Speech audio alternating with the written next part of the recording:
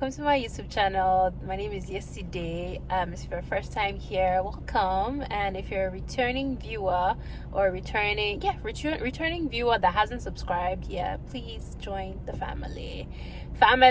Click the subscribe button down there. Yes, that one. And if you're already subscribed, thank you, and thank you to the newly subscribed people.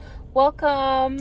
You can always get notified whenever there's a new video up by just clicking the notifications button. And if at the end of this video you love this video, please give it a thumbs up.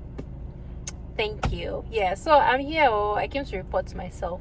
So sometime, I think it was during the week, I came across like 2 new books that I was interested in, and out of just like curiosity and all too, so I downloaded it. But then I had like this nagging reminder, that I had like 30 more books that were waiting for me, that some of them I had touched, maybe like a few pages here and there, but then I don't know if this it just feels like an issue, but isn't really an issue. For people that just love to read, where you just like pile on books that you're interested in, but you never get around to reading them, mostly because you don't have time or other things are taking your interest. So sometimes this could be because of your daily grind in between all the work that you have to do, or you have school going on, or you have a family that you're have to take care of, all of that. It can get very difficult for you to find time to actually read all these books. But then I don't want to call it but the challenge is you can't help but keep piling up these books that you want to read and all. So if you're having this similar challenge, I decided to do some work for the both of us and looked up ways that you could actually deal with this pressing issue at hand. Pressing issue at hand. So the first one is to know what your goals are. Really, that's just the first thing. Know what your goals are. So for instance, now I knew one of my goals in the last couple of years, or like in the last year, was to just learn more about habits, learn more about discipline, learn more about self-esteem. And what did I do? Every time I came across books that were related to that, I put them on my list. So those are the kind of books, because I knew what my goals were in terms of personal development.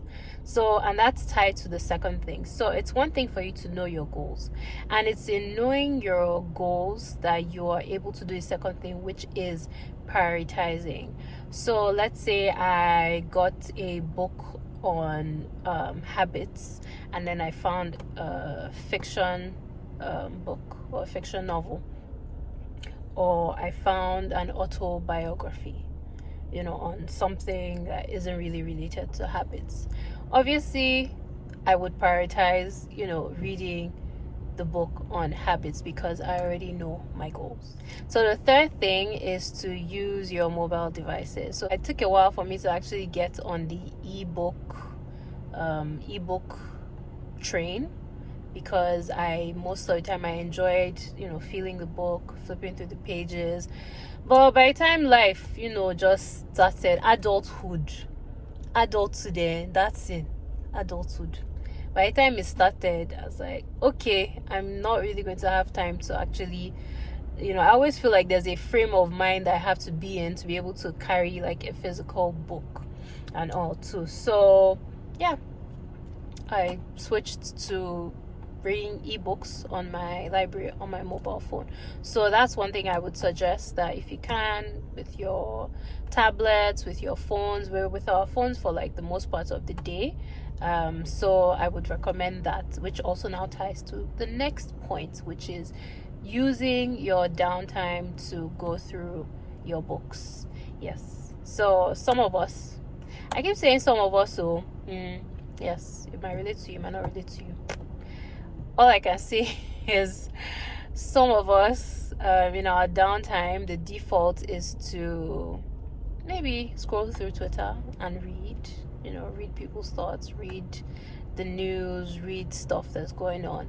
So you can also carve time out of that downtime to actually go through the books that are on your phone. I'm not saying completely eliminate using your social networking tools and all of that, but if you can find time to actually passively use those things, you might as well just, use out of that time to go through something that would benefit you in the long run. And the last but not the least thing that I would recommend and I found out is you just have to make the time.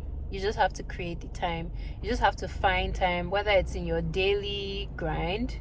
I'm sure there is that time. If you're an early bird, I'm sure there's that time where you just wake up and you pick up your phone and you're like checking text messages or something else. Or if you're doing devotion or you're praying or something, you can take at least just like 5 minutes out of that time and go through your books on your priority lists so that the thing actually reduces. So creating time in your day-to-day. And if you can't find time in your day-to-day, like for instance for me now, apart from I do find time in my day to do at least 5 minutes of reading these books, but I'm looking forward to actually going on leave, getting a vacation, a public holiday where I can actually just immerse myself in these books and actually like close out from any distractions, given that work has been dealt with, work has been settled, or whatever other pressing thing has been settled.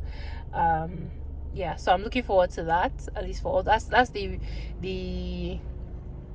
relief that I have, that okay, once a holiday comes by or once a vacation comes around, I will be able to have time, by God's grace, to like go through all these books that just like talking to me, that I've neglected them. So those are the ways that you can make time when it seems like you do not have enough time for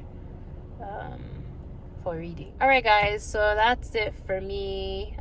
Wishing you a wonderful week ahead.